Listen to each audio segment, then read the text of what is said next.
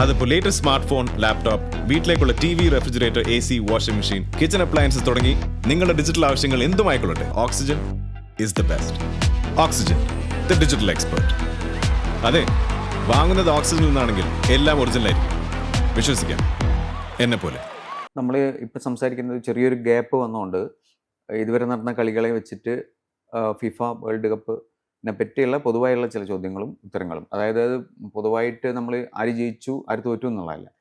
ഈ 104 കളികൾ, അതിനകത്ത് 48 ടീംസ് എന്നുള്ളത് രണ്ട് തരത്തിൽ ആർഗ്യൂ ചെയ്യപ്പെടുന്നുണ്ട്. അതിലിപ്പം ചിലപ്പോൾ നമുക്ക് ഇൻഫാൻറ്റിനോട് സ്നേഹം തോന്നും. മൂപ്പർ പറഞ്ഞത് മോർ ഡെമോക്രാറ്റിക്കായ ഒരു സിറ്റുവേഷനാണ് എന്ന് പറയുന്നു. എന്നാൽ ഇത് സ്പെക്ടക്കിളിന് വേണ്ടിയിട്ട് ഒരു ഗ്ലോബൽ എൻവയൺമെൻറ്റിൽ എന്താ പറയുക, ഒരു കമേഴ്സ്യൽ പ്രോസസ്സിൻ്റെ ഭാഗമായിട്ട് ഫുട്ബോളിൻ്റെ പ്യൂരിറ്റി നശിപ്പിക്കുന്ന ഒരു സംഗതിയാണെന്നുള്ള ഭയങ്കര ആർഗ്യുമെൻ്റ് ഒരുപാട് ഭാഗത്തുനിന്ന് വരുന്നുണ്ട്. പ്രത്യേകിച്ചും ആ ആർഗ്യുമെന്റ്സ് ഉന്നയിക്കേണ്ട അധികം ഈ ഹാബ്സ് ആണ്, വലിയ രാജ്യങ്ങളാണ്. അവരുടെ അഭിപ്രായം നമ്മൾ ശരിക്കും സീരിയസ് ആയിട്ട് എടുക്കേണ്ട ആവശ്യമില്ല. അവരുടെ ഇപ്പൊ ഒരു ഇംഗ്ലണ്ടിനോ ഫ്രാൻസിനോ സ്പെയിനോ നിങ്ങൾ വിട്ടുകൊടുത്തിരുന്നെങ്കിൽ ലോകകപ്പ് ഇപ്പോഴും 16 ടീമിന്റെ ജസ്റ്റ് കുറച്ച് യൂറോപ്യൻ ഒരു ടൂർണമെന്റ് മാത്രമായിരുന്നു. ഒരു വേൾഡ് കപ്പ് എന്ന് പറയുമ്പോൾ ലോകം മുഴുവൻ കളിക്കണത്. ഞാൻ ഈ 64ലേക്ക് പോണേല് യോജിക്കണ ഒരാളല്ല. 64 എന്ന് പറയുമ്പോൾ അതില് ഒരു 8-10 വീക്ക് ടീംസ് വരുന്നതാണ് എൻ്റെ അഭിപ്രായം. പക്ഷെ 48 നമ്മളിപ്പോൾ കണ്ടു. ഇതിൽ ഏതൊരു ടീമാ വളരെ മോശമായിരുന്നു നിങ്ങൾക്ക് പറയാൻ പറ്റും? ആരെ പറ്റിയും പറയാൻ പറ്റില്ല. ചില ടീംസ് മോശമായി കളിച്ചു. ഇപ്പോൾ ഒരു സൗദി അറേബ്യ, ഖത്തർ. പക്ഷെ ഖത്തർ ഏഷ്യൻ ചാമ്പ്യന്മാരാണ്. കുറിസാവ് ഒക്കെ നമ്മൾ വിചാരിച്ചിരുന്നു എത്രയോ നന്നായി കളിച്ചു. Cape Verde 2ാം റൗണ്ടിലെത്തി. അപ്പൊ ആരാണ് ഇവിടെ ഈ ടൂർണമെന്റിന്റെ നിലവാരം താഴ്ത്തി എന്ന് പറയാൻ പറ്റുന്ന ഒരു ടീമും ഇല്ല ശരിക്കും. അല്ല, അങ്ങനെ ആകുമ്പം ഈ ഇൻഫാന്റിനോ ശരിക്കും ട്രംപിന്റെ ഒരു പൊളിറ്റിക്സ് തന്നെയാണല്ലോ മൂപ്പർക്കുള്ളത്. മേക്ക് അമേരിക്ക ബിഗ് എന്ന് പറഞ്ഞ പോലെ തന്നെ ഫിഫയെ ബിഗ് ആക്കുക. ഇൻഫാന്റിനോ ഇത് ചെയ്തിട്ടുള്ളത് വോട്ടിന് വേണ്ടിയിട്ട്. ഇപ്പൊ നിങ്ങളിപ്പോ അധിക ടീംസിന് സാധ്യത കൊടുത്തു കഴിഞ്ഞാൽ ആ നാഷണൽ അസോസിയേഷൻസ് നിങ്ങൾക്ക് വോട്ട് ചെയ്യും. അത് പക്ഷെ നമുക്ക് മാറ്റി നിർത്താം. അതിന്റെ പൊളിറ്റിക്സ് ഒരു സിനിക്കൽ പൊളിറ്റിക്സ് ആണ്. പക്ഷെ റിസൾട്ട് നല്ല റിസൾട്ടാണ് കളിക്ക്. ഇപ്പൊ എൻ്റെ അഭിപ്രായത്തിൽ ഇപ്പൊ ആഫ്രിക്കയ്ക്ക് 10 ടീം പാടില്ല എന്ന് കുറെ ഈ ചർച്ചകൾ മുഴുവൻ യൂറോപ്പിൽ നിന്നാണ് തുടങ്ങുന്നത്. എന്ന് വെച്ചാൽ അവർക്ക് 16 ടീമേ ഉള്ളൂ. പക്ഷെ ഈ 10 ടീമിൽ 9 എണ്ണം 2ാം റൗണ്ടിലെത്തി. ഈ നമ്മളിപ്പം ഒരു എലിമിനേഷനിൽ ഇവർ പുറത്തായി, അതായത് 3 ഹോസ്റ്റ് നാഷൻസും പുറത്തായി. പക്ഷെ നമ്മൾ പറയുന്ന ഒരു വലിയൊരു ബിഗർ സിവിലൈസേഷനിൽ ഇതൊക്കെ കൊണ്ടുവരാൻ വേണ്ടിയിട്ടാണ് 3 രാഷ്ട്രങ്ങളാക്കുന്നത്. ഒരു രാഷ്ട്രത്തിൽ അമേരിക്കയ്ക്ക് തന്നെ നടത്താവുന്ന സംഗതിയുള്ളൂ ഇത്. പക്ഷെ അത് ഫെയിലായതായിട്ട് തോന്നുന്നുണ്ട്. കാരണം 3 പുറത്തായി. മെക്സിക്കോ അല്ലെങ്കിൽ കാനഡ, അമേരിക്ക ഒക്കെ പുറത്താകുന്ന സമയത്ത് പിന്നെ ഇത് ഒരു വീഡിയോ സാധനം മാത്രമായിട്ട് മാറുന്നുണ്ടോ? ഇല്ലല്ലോ. ആ കാണികളുടെ ഭാഗത്തുനിന്ന് ഇപ്പോൾ അർജന്റീന ഇംഗ്ലണ്ടിന് സ്റ്റേഡിയം ആളില്ലാതെ ഇരിക്കുന്നു നിങ്ങൾക്ക് തോന്നുന്നുണ്ടോ? അത് ഫുള്ളായിരിക്കും. മറ്റേ സെമിക്കും അതെ, ഫ്രാൻസ് സ്പെയിനും അതെ. ഇതിൽ വരുന്ന പ്രശ്നം എന്താണെന്ന് പറഞ്ഞാൽ നിങ്ങൾ 48 ടീമിലാക്കി കഴിഞ്ഞാൽ, 48 ടീമിൻ്റെ ഒരു കോമ്പറ്റീഷൻ ആക്കി കഴിഞ്ഞാൽ വളരെ ചുരുക്കം രാജ്യങ്ങൾക്ക് ഇത് ഹോസ്റ്റ് ചെയ്യാൻ പറ്റില്ല. ഇവർ ആദ്യം 2022 ഖത്തറിൽ ഇത് ആലോചിച്ചതാണ്. ഇപ്പൊ ഈ 18 ഇതിനു വേണ്ടി വോട്ട് ചെയ്തത്, 17 സോറി. അപ്പൊ പക്ഷെ ഖത്തറിന് 48 ടീമിനെ ഹോസ്റ്റ് ചെയ്യാനുള്ള കപ്പാസിറ്റി ഇല്ല. എന്താ വെച്ചാൽ ഇതില് ഹോട്ടൽ റൂം വേണം, ട്രെയിനിങ് ഗ്രൗണ്ട് വേണം, ഭയങ്കര ലോജിസ്റ്റിക് ഒരു നൈറ്റ്മെയർ ആണ്. അത് അമേരിക്ക പോലത്തെ ഒരു രാജ്യത്തിന് പറ്റും, UK ചിലപ്പോൾ പറ്റും. പക്ഷെ യൂറോപ്പിൽ പല രാജ്യങ്ങളും എടുത്താൽ തന്നെ അവർ കമ്പൈൻ ചെയ്ത് ഹോസ്റ്റ് ചെയ്യേണ്ടി വരും. ഇപ്പൊ പലപ്പോഴും നമ്മൾ യൂറോ കണ്ടിട്ടുള്ളത് അങ്ങനെയാണ്.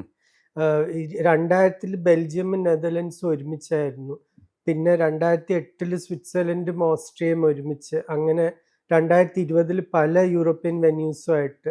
അപ്പം ഇനി 2030 3 സൗത്ത് അമേരിക്കൻ ഹോസ്റ്റും പിന്നെ സ്പെയിൻ, പോർച്ചുഗൽ, മൊറോക്കോ, അങ്ങനെ 6 രാജ്യത്തിലായിട്ടാണ് കളിക്കാൻ പോകുന്നത്. ഭാവിയിൽ അതേ പറ്റുള്ളൂ. അല്ല എന്താ വെച്ചാൽ ഒരു രാജ്യത്തിന് ഈ 48 ടീമിനെ എങ്ങനെ ഹോസ്റ്റ് ചെയ്യാൻ പറ്റുക?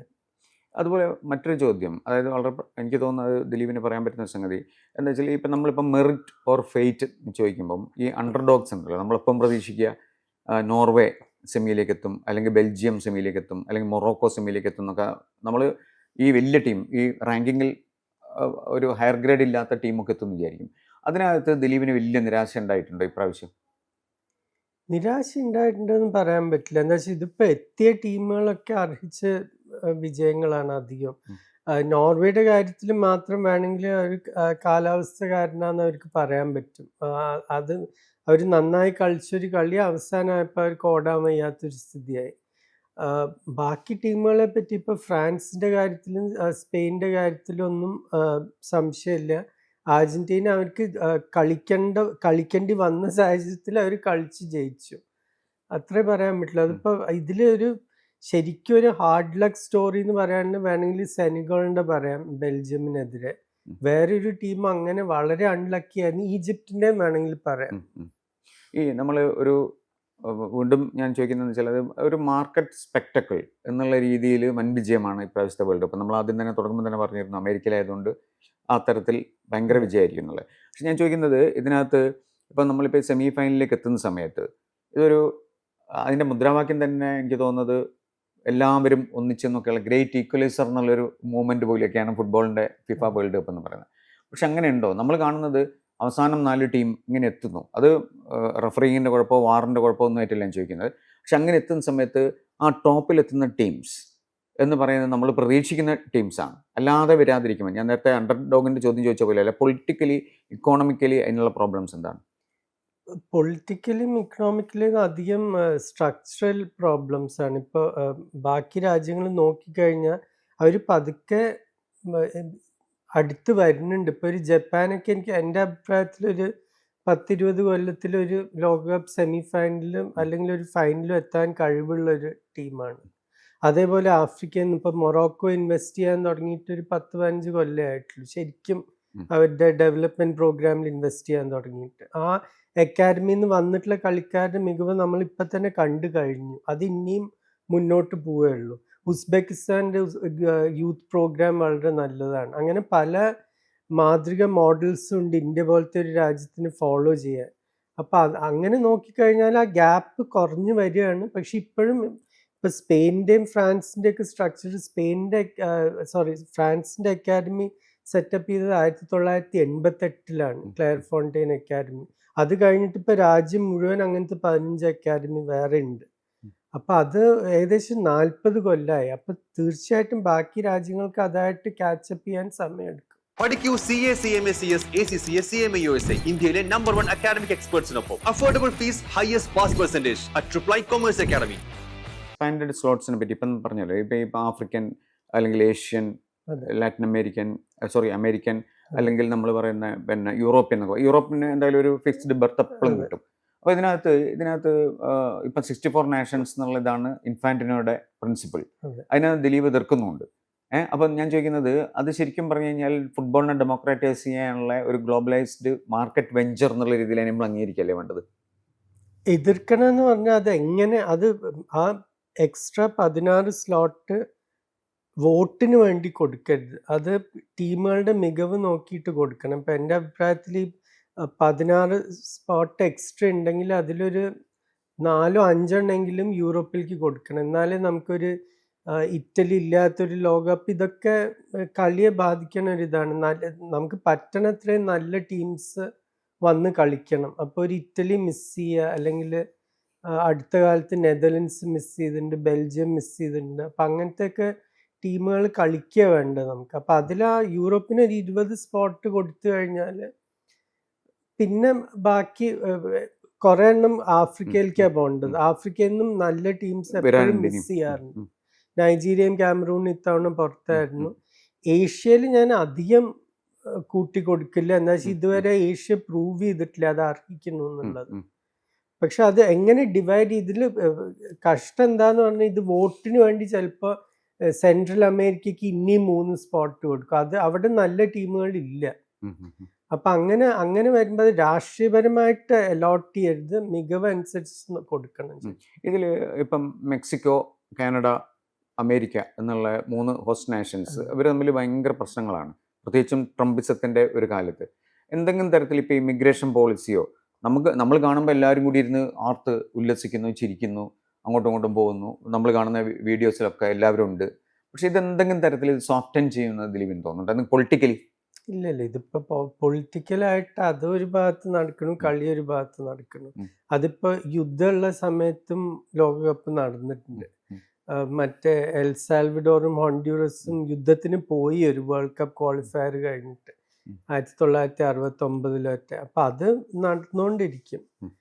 ഇവിടെ ഇപ്പോൾ ഇറാൻ US പ്രശ്നം തീർന്നിട്ടൊന്നുമില്ല. അതിൻ്റെ ഇടയ്ക്ക് ഇറാൻ വന്നു, കളിച്ചു, തിരിച്ചു പോയി. അപ്പം അതിലൊരു മാറ്റവും ഞാൻ കാണുന്നില്ല. ഇപ്പോൾ ഒരു north American free trade agreement എന്നൊക്കെ പറഞ്ഞൊരു സംഭവം ഉണ്ടായിരുന്നു. അതിലൊക്കെ പല മാറ്റങ്ങളും വരുത്തിയിട്ടുണ്ട് ട്രംപ് വന്നതിന് ശേഷം. അപ്പം അതിങ്ങനെ ചർച്ച നടന്നുകൊണ്ടിരിക്കും. ഒരു ഭാഗത്ത് ഫുട്ബോൾ, ഒരു ഭാഗത്ത് കളിച്ചുകൊണ്ടിരിക്കും. ഞാൻ ചോദിക്കുന്നത് ദിലീപിൻ്റെ ഒരു വൈൽഡ് ഡ്രീംസിൽ ഉണ്ടാവാൻ സാധ്യതയുണ്ടോ എന്നുള്ളൊരു ചോദ്യമാണ്. കാരണം വെച്ചാൽ ഞാൻ ചോദിക്കുന്നതാണ്, അതായത് ഇപ്പോൾ ഫിഫ വിചാരിച്ചാൽ ഇപ്പം നമ്മളെ ലോകത്ത് നടക്കുന്ന പ്രശ്നങ്ങളൊക്കെ ഉണ്ടല്ലോ. ഇപ്പോൾ ഇറാൻ അമേരിക്കയിൽ വന്ന് കളിക്കുന്നു. ഒരു തരത്തിലുള്ളൊരു ക്വാസി സോവറൈൻ സിറ്റുവേഷൻ ഉണ്ടാക്കാൻ ഫിഫയ്ക്ക് കഴിയുമോ?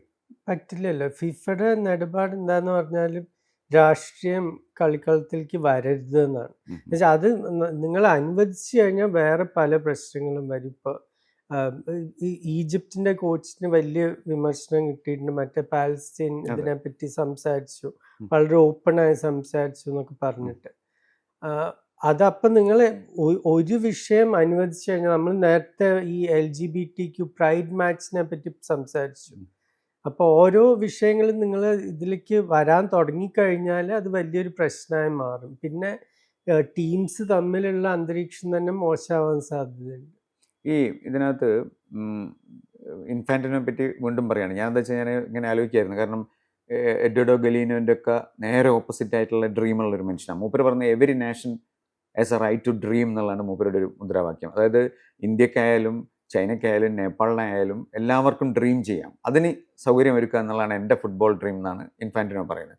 അപ്പോൾ ഇൻഫാന്റിനോനെ നമ്മൾ അതിൻ്റെ ഒരു ഡെറൈവേഷൻ ഉണ്ടാക്കിയെടുക്കുന്ന സമയത്ത് നമുക്കൊരു കൺഫ്യൂഷൻ വരും. കാരണം എന്താ വെച്ചാൽ ഞാൻ ക്യാപിറ്റലിസത്തോടും ഗ്ലോബലൈസേഷനോടും ആനുകൂല്യമുള്ളൊരു മനസ്സാണിത്. അതുകൊണ്ടാണ് ഞാൻ ചോദിക്കുന്നത്, അത് ശരിക്കും പോസിറ്റീവ് അല്ലേ അദ്ദേഹത്തിൻ്റെ തിങ്കിങ്? അത് ഞാൻ പറഞ്ഞ ആ തിങ്കിങ്ങിൽ പ്രശ്നമില്ല. അത് നിങ്ങൾ എങ്ങനെ അത് മുന്നോട്ട് കൊണ്ടുപോകണം എന്നുള്ളത്.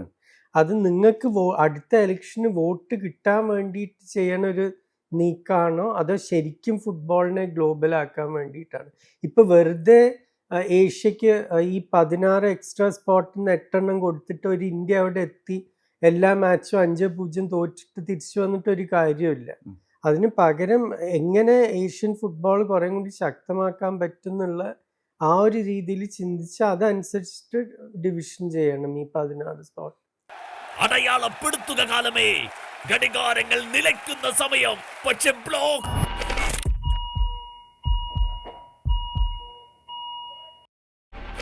ബ്ലോക്കുകളെ വകഞ്ഞു മാറ്റിയത് ഗോൾ. കളിയിൽ മാത്രമല്ല, ഹൃദയത്തിന്റെ ബ്ലോക്ക് മാറ്റൂ, ജീവിതത്തിൽ വിജയിക്കൂ. BKCC heart hospital, Perinthalmanna. Contact 9746722922. ഇതുവരെയുള്ള ഇത് വെച്ച് നോക്കുകയാണെങ്കിൽ, ഇതുവരെ എന്നല്ല, ഈ ഫിഫ വേൾഡ് കപ്പ് 2026 നോക്കുകയാണെങ്കിൽ ഒരു പ്രൈവറ്റ് കമേഴ്സ്യൽ വെഞ്ചർ എന്നുള്ള രീതിയിലാണോ, അതോ ഒരു ഫുട്ബോളിൻ്റെ ഈസ്തറ്റിക്സ് ജയിക്കുന്നതായിട്ടാണ് ദിലീപിന് തോന്നുന്നത്? ഒരു ഫുട്ബോൾ ടൂർണമെൻ്റ് ആയിട്ട് ഇത് വിജയിച്ചിരിക്കുന്നു എന്നുള്ളത് ഒരു സംശയമില്ല. എന്താ വെച്ചാൽ നമ്മൾ കഴിഞ്ഞ കുറച്ച് ലോകകപ്പ് വെച്ച് നോക്കുമ്പോൾ കുറേം കൂടി നല്ല കളികൾ കണ്ടിട്ടുണ്ട്, കുറേം കൂടി ഓപ്പൺ പോസിറ്റീവ് ഫുട്ബോൾ കണ്ടിട്ടുണ്ട്, കുറേം കൂടി നല്ല ടൈറ്റ് മാച്ചസ് കണ്ടിട്ടുണ്ട്, അപ്സെറ്റ്സ് കുറേ ഉണ്ടായിട്ടുണ്ട്. അപ്പം അങ്ങനെ നോക്കുമ്പോൾ പിന്നെ ആ ഒരു സ്റ്റേഡിയം അറ്റ്മോസ്ഫിയറും ഇതൊക്കെ ഭയങ്കരമായിരുന്നു. അത് എനിക്ക് അതിനെപ്പറ്റി ശരിക്കും ഒരു പേടി ഉണ്ടായിരുന്നു, ഇത്രയും ഒരു അറ്റ്മോസ്ഫിയർ ഉണ്ടാവുമോ ചില കളിക്കൊക്കെ. പക്ഷെ അത് അവിടുത്തെ ഡയസ്പോറ ആൾക്കാർ വന്നിട്ട് അത് ശരിക്കും ഒരു മെഗാ ഇവൻ്റ് ആക്കി മാറ്റിയിട്ടുണ്ട്. അപ്പം അങ്ങനെ നോക്കിക്കഴിഞ്ഞാൽ ഇതിന് ഒരു 10 മാർക്കിൽ 10 തന്നെ കൊടുക്കണം, ഒരു ഫുട്ബോൾ സ്പെക്ടക്കിളായിട്ട്. ഈ ദിലീപിൻ്റെ ഒരു പിന്നെ നമ്മളിപ്പോൾ സംസാരിക്കുന്നതും എഴുതുന്നതും അല്ലാത്ത ദിലീപിൻ്റെ ഒരു പേഴ്സണൽ ഒരു ഫേവറേറ്റ്സ് ഒക്കെ ഉണ്ടാവുമല്ലോ, ആർക്കായാലും ഉണ്ടാവും. നമ്മളിപ്പം ഒരു സ്ഥലത്ത് വർക്ക് ചെയ്യുന്നുണ്ടെങ്കിൽ ഇപ്പം ഒരു കളി റിപ്പോർട്ട് ചെയ്യാൻ പോയാലും ദിലീപിന് ഒരിക്കലും പ്രകടിപ്പിക്കാൻ പറ്റില്ല. ഇപ്പം ഗാർഡിയന് വേണ്ടി വർക്ക് ചെയ്യുകയാണെങ്കിൽ അങ്ങനെ എഴുതാൻ പറ്റില്ല. പക്ഷേ എൻ്റെ ചോദ്യം എന്താണെന്ന് വെച്ചാൽ, എന്നാലും ഒരു സങ്കടപ്പെട്ട ഒരു നിമിഷം അതാണ് ഈ ഇതുവരെ കഴിഞ്ഞ കളിയിൽ എനിക്ക് ആഫ്രിക്കൻ ടീംസിനെ പറ്റി കുറേ കൂടി എപ്പോഴും ഒരു സോഫ്റ്റ് സ്പോട്ട് ഉള്ളത് ആഫ്രിക്കൻ ടീംസിനാണ്. ഞാൻ ആഫ്രിക്കയിൽ സഞ്ചരിച്ചിട്ടുണ്ട്, അവിടുത്തെ ഫുട്ബോൾ കൾച്ചർ കണ്ടിട്ടുണ്ട്, സൗത്ത് ആഫ്രിക്കയിൽ പ്രത്യേകിച്ച്. അപ്പോൾ ആ ടീംസിനെ പറ്റി എനിക്ക് 9 ടീം 2ാം റൗണ്ടിൽ എത്തി, പക്ഷെ അത് കഴിഞ്ഞിട്ടുള്ള പ്രോഗ്രസ് മോശമായിരുന്നു. അപ്പോൾ അതൊരു ചെറിയൊരു നിരാശ. പ്രത്യേകിച്ച് ഐവറി കോസ്റ്റും സെനഗളും ഞാൻ കുറേയും കൂടി പ്രതീക്ഷിച്ചതാണ്. എനിക്ക് ആ വെസ്റ്റ് ആഫ്രിക്കൻ ഫുട്ബോളാണ് കുറച്ചും കൂടി ഇഷ്ടം എനിക്ക് കാണാൻ. കുറച്ച് ഫിസിക്കൽ ഡയറക്റ്റ് ആയിട്ടുള്ള ഒരു ശൈലി. എൻ്റെ എല്ലാ കാലത്തെ ഏറ്റവും ഒരു ഫേവറേറ്റ് ടീംസിലൊന്ന് നൈജീരിയയുടെ സൂപ്പർ ഈഗിൾസ് ആയിരുന്നു. 94ലും 98ലും കളിച്ച്. അപ്പം അങ്ങനത്തെ ഒരു ഫാസ്റ്റ് ഫിസിക്കൽ ടീമിനെ കാണാൻ എനിക്ക് വലിയ ഇഷ്ടമാണ്. അപ്പം അത് വെച്ച് നോക്കുമ്പോൾ ഇവർ നിരാശപ്പെടുത്തി കുറച്ച്. ഈ പിന്നെ നമ്മൾ എല്ലാ കളികളും കാണുന്നു. ഇപ്പോൾ ഒരു പാഷൻ്റെ ഭാഗമായിട്ടാണ് ദിലീപ് എല്ലാ കളികളും കാണുന്നത്. അപ്പം അതിനകത്ത് ഞാൻ നേരത്തെ ചോദിച്ച ചോദ്യത്തിൻ്റെ ഒരു എക്സ്റ്റൻഷൻ ചോദിക്കുകയാണ്. ഒരു ഭയങ്കര സങ്കടം ഉണ്ടാക്കിയ ഒരു സന്ദർഭം, ഒരു പർട്ടിക്കുലർ മൊമെൻറ്റ് എന്താണ് ഈ കഴിഞ്ഞ വേൾഡ് കപ്പിൽ? അതായത് അങ്ങനെ വരാൻ പാടില്ലായിരുന്നു, അല്ലെങ്കിൽ അങ്ങനെ അല്ലെങ്കിൽ ഇവർ ജയിച്ചേനെ എന്നൊക്കെ തോന്നുന്ന ഒരു ചില സന്ദർഭം ഉണ്ടാവുമല്ലോ. അത് മിക്കവാറും പരിക്കൊക്കെ ആയിരിക്കും ചിലപ്പോൾ. ഇപ്പോൾ സൈബാറി മൊറോക്കോ നന്നായി മുന്നോട്ട് വരുന്നൊരു സമയത്ത് പരിക്കായിട്ട് പുറത്തു പോകണം. അത് കാരണം തീർച്ചയായിട്ടും അവർക്ക് ഫ്രാൻസിനെതിരെയുള്ള സാധ്യതകൾ ബാധിച്ചു. അത് സൈബാറി ഉണ്ടെങ്കിൽ അവർ ജയിക്കുന്നു ഞാൻ പറയുന്നില്ല, പക്ഷെ അത് കുറേം കൂടി ഒരു ക്ലോസ് മാച്ച് ആവാനുള്ള സാധ്യത ഉണ്ടായിരുന്നു.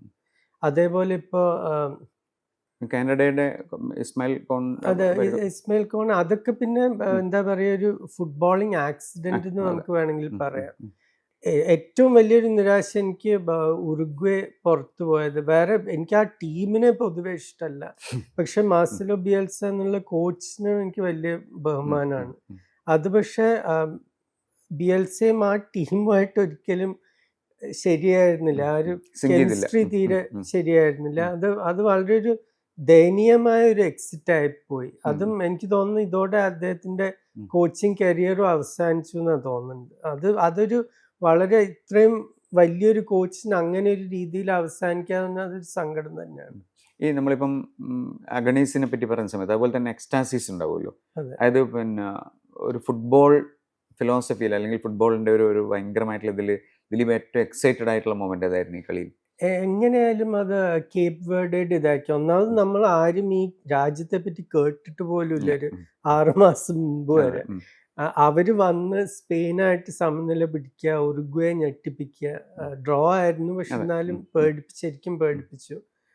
പിന്നെ അർജന്റീനക്കെതിരെ അവർ കളിച്ച കളി, അത് പേടിയില്ലാത്തൊരു കളി. ശരിക്കും നിങ്ങൾ ലോക ചാമ്പ്യന്മാരുടെ എതിരെ കളിക്കുമ്പോൾ ഇത്രയും സ്പിരിറ്റോടുകൂടി കളിക്കുക എന്ന് പറഞ്ഞാൽ അത് ഒരു കാലത്തും മറക്കാൻ പറ്റാത്തൊരിതാണ് കേപ്പ് വേർഡ്. പിന്നെ ബൊസീനിയ എന്ന് പറഞ്ഞ കീപ്പർ മാത്രമല്ല കേട്ടോ, മറ്റേ ഡിഫൻഡേഴ്സും എല്ലാവരും, ആ ടീം പൊതുവെ മറക്കാൻ പറ്റാത്തൊരു ടീം.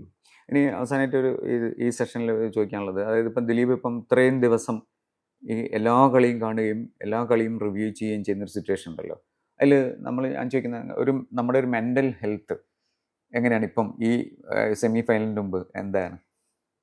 എനിക്കെപ്പോഴും എല്ലാ കാലത്തും ഫുട്ബോൾ സന്തോഷം തരുന്നൊരു കാര്യമാണ്. അപ്പം മെൻ്റൽ ഹെൽത്തിന് അത് പോസിറ്റീവായിട്ട് തന്നെ.